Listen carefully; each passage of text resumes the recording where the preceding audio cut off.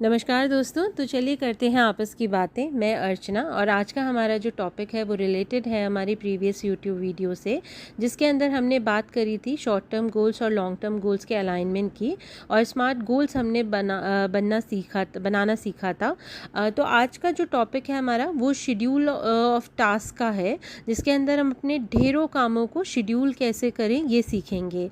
तो दोस्तों सबसे पहले जैसे मैंने आपको प्रीवियस वीडियोस में भी बताया है कि जर्नलिंग के थ्रू आप अपने कामों को बहुत इजीली सेग्रीगेट कर सकते हैं। क्लैरिटी आपके अंदर आती है जब आप जर्नलिंग करते हैं।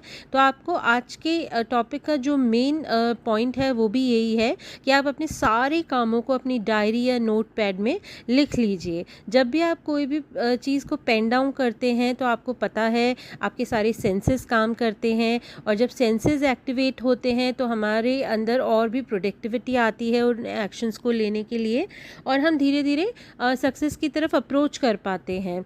तो दोस्तों सबसे पहले आप सारे काम लिखिए। अब इन सारे कामों को आप 4 पार्ट्स में डिवाइड करना होगा आपको, जिसे हम 4 डीज बोलते हैं। तो पहला जो डी है वो है डू, मतलब आप सेग्रीगेट कीजिए कि आपके सारे कामों में से कौन सा सबसे इम्पॉर्टेंट और सबसे अर्जेंट काम है और उसे टिक कर दीजिए डू लगाकर।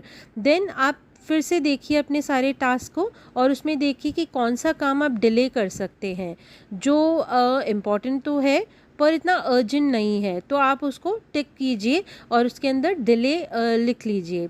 देन थर्ड कैटेगरी के अंदर जो भी टास्क आपके आएंगे वो होंगे डेलीगेट टास्क, जिसके अंदर अर्जेंसी तो बहुत है पर आपका वहाँ होना इतना इम्पॉर्टेंट नहीं है, जिससे आप किसी दूसरे को भी काम दे सकते हैं, हायर कर सकते हैं उस काम के लिए। तो आप उसके अंदर लगाएंगे डेलीगेट, डी, थर्ड डी लगाएंगे आप उसके अंदर। देन आप देखिए कि बाकी जो आपके टास्क हैं उसमें आपको डिलीट लगाना होगा, जो ना तो इम्पॉर्टेंट है ना अर्जेंट है, तो आपको उसमें लास्ट डी लगाना होगा, जिसे आप नहीं भी करें तो चलता है।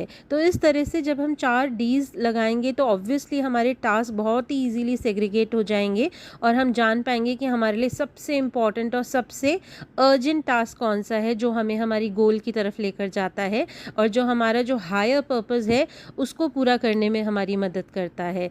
तो इस तरह से हमने देखा कि हमने कितनी इजी तरीके से अपने माइंड का एक डीक्लटरिंग किया। इतने सारे थॉट्स जो हमारे माइंड में होते हैं, इतने सारे टास्क जो हमारे होते हैं, वो बेसिकली हमें ओवर थिंकिंग में लेकर आते हैं। हम सिर्फ सोचते रहते हैं करना है, काम करना है, पर उन्हें बहुत ही तरीके से कर नहीं पाते हैं। तो ये डीक्लटरिंग, ये ऑर्गेनाइजेशन जो है आपका, जो जिस तरह से आपने ऑर्गेनाइज किया है वो आपको हेल्प करेगा।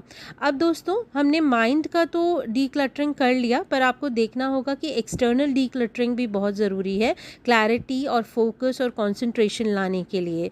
तो आप एक्सटर्नली डीक्लटर कीजिए। अब आप देखिए कि आपके आसपास जितनी भी चीज़ें हैं, चाहे वो आपका वर्क टेबल हो, स्टडी टेबल हो, या आपकी वार्डरोब हो, या आपका लैपटॉप हो, कंप्यूटर हो जिसके अंदर अननेसेसरी फाइल्स भरी हुई हैं, या आपका पर्स हो, वॉलेट हो जिसके अंदर पता नहीं कितने पुराने पुराने कार्ड्स आपने रख रखे हैं, और कई चीज़ें ऐसी हैं जो यूज़लेस हैं उसके अंदर। आप एक बार उनको चेक कीजिए और आपका फ़ोन चेक कीजिए, उसकी प्लेलिस्ट चेक कीजिए, हर चीज़ को ऑर्गेनाइज़ करिए जो एक्सटर्नल लेवल पर है।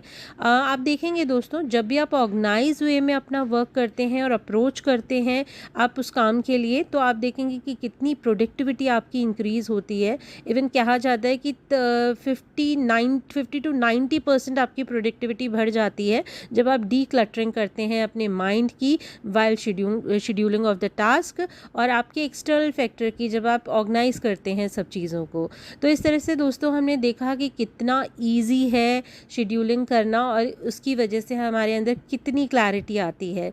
तो आने वाले सेशन में मैं आपको एक बहुत ही अच्छी एक और टेक्निक बताऊंगी, जिसके अंदर आप बहुत ज़्यादा फोकस्ड होके, कंसंट्रेशन हो करके आप काम कर